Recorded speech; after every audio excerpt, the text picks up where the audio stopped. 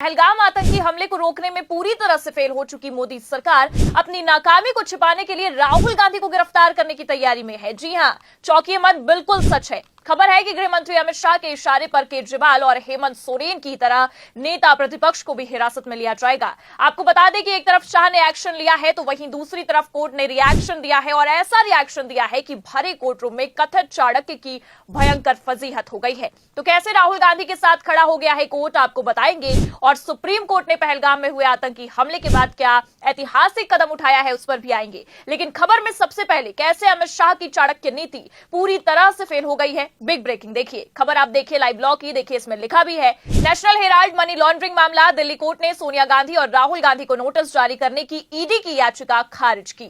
तो ये वही याचिका है जिसको लेकर ईडी ने वक्फ मसले पर सुप्रीम कोर्ट में सुनवाई वाले दिन चार्जशीट दाखिल की थी।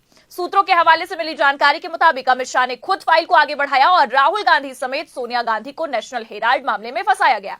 प्लान तो था कि सुप्रीम कोर्ट में वक्फ के कैंसिल होने की फजीहत से बचने के लिए राहुल गांधी को गिरफ्तार करके खबरों को मैनेज किया जाएगा। लेकिन पूरा खेल तब पलट गया जब कोर्ट राहुल के साथ खड़ा हो गया और दिल्ली हाई कोर्ट को जबरदस्त फटकार लगाई गई। बेचारा ईडी भरे कोर्ट रूम में चीखता रहा, चिल्लाता रहा कि चार्जशीट लगा दी गई है, हिरासत में लेंगे तभी सबूत मिलेंगे, कोर्ट नोटिस जारी करने के लिए तत्काल इजाजत दे। लेकिन कोर्ट ने हिरासत में लेना तो दूर की बात है, कहा कि नोटिस जारी नहीं होगा। जस्टिस का इतना कहना भर था कि पूरे कोर्ट रूम में सन्नाटा पसर गया।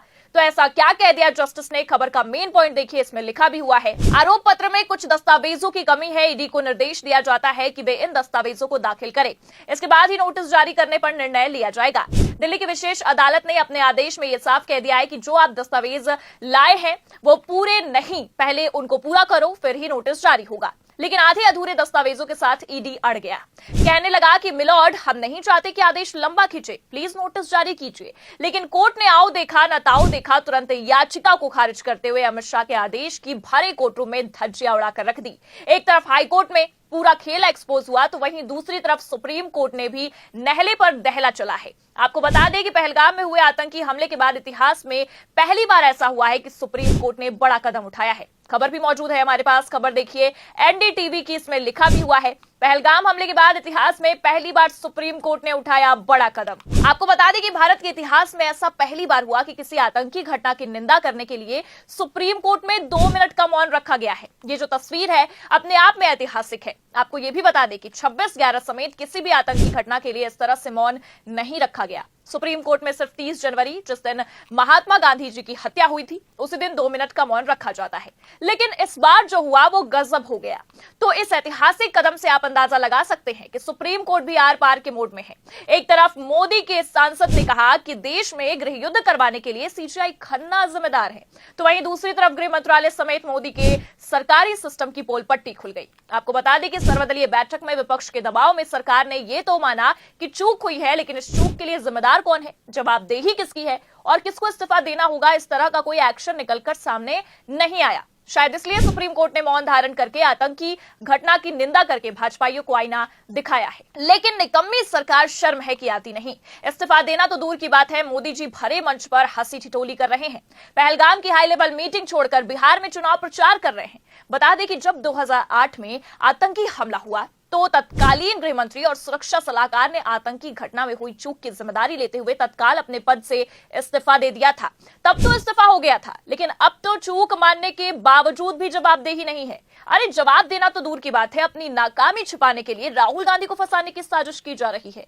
यहां पर मैं आपको बता दूं कि मामला सिर्फ ईडी की चार्जशीट का नहीं है, राहुल गांधी की नागरिकता को लेकर भी है। खबर है कि राहुल की ब्रिटिश नागरिकता के केस में भारतीय नागरिकता को कैंसिल करने या फिर कि गृह मंत्रालय को जवाब दाखिल करने के लिए 10 दिनों का समय दिया गया है। और हैरानी की बात तो यह है कि अगली सुनवाई इलाहाबाद हाईकोर्ट में तब होगी जब सुप्रीम कोर्ट में वक्फ के मसले पर एक्शन होगा। तो चारों तरफ से गोटियां सेट कर दी गई हैं। वक्फ कैंसिल होने की फजीहत से बचने के लिए राहुल गांधी पर एक्शन होगा और पहलगाम की फजीहत से बचने के लिए एनआईए जांच करेगी। देखिए बिग ब्रेकिंग निकलकर सामने आई है और आज तक की खबर में लिखा भी हुआ है, पहलगाम आतंकी हमले की जांच करेगी एनआईए, गृह मंत्रालय ने सौंपी जिम्मेदारी। तो कोई इस्तीफा और जवाब नहीं, बल्कि अब जांच होगी।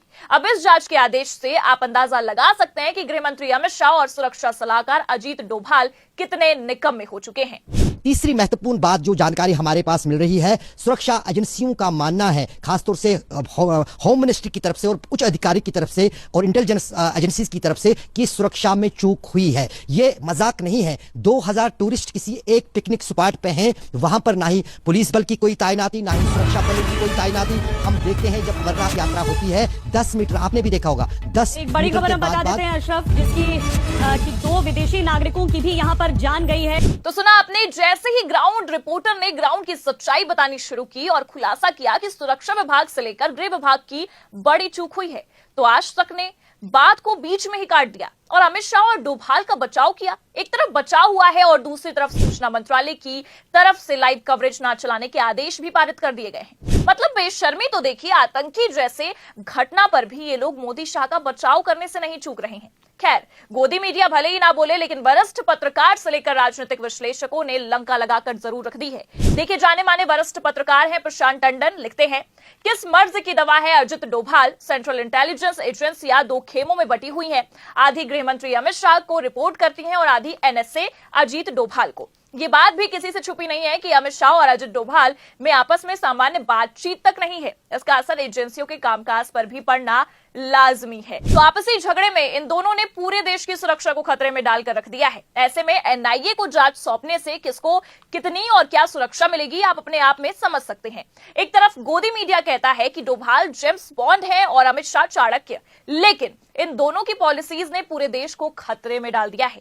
आपको बता दें कि IB net grid counter terrorism centre Amit Shah को रिपोर्ट करती है और वहीं raw, DIA, NTRO, GIC Ajit Doval को रिपोर्ट करती है। इन एजेंसियों के पास दुनिया का सबसे मजबूत सिस्टम है, लेकिन ये दोनों सिस्टम शाह वर्सेस डोभाल के चक्कर में आपस में ही टकरा रहे हैं।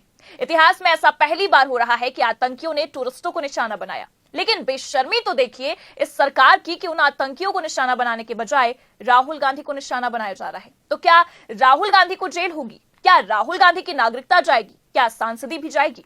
इस बार अमित शाह को बचाने के लिए ये सरकार किस हद तक गिर जाएगी? आपको क्या लगता है? इस सवाल के जवाब में इस पूरी खबर पर अपनी राय कमेंट करके जरूर बताएं। ये खबर कैसी लगी, लाइक और शेयर जरूर करें और अगर चैनल पर नए हैं तो सब्सक्राइब और ज्वाइन करना भी ना भूलें। देखते रहिए 4PM न्यूज नेटवर्क। नमस्कार।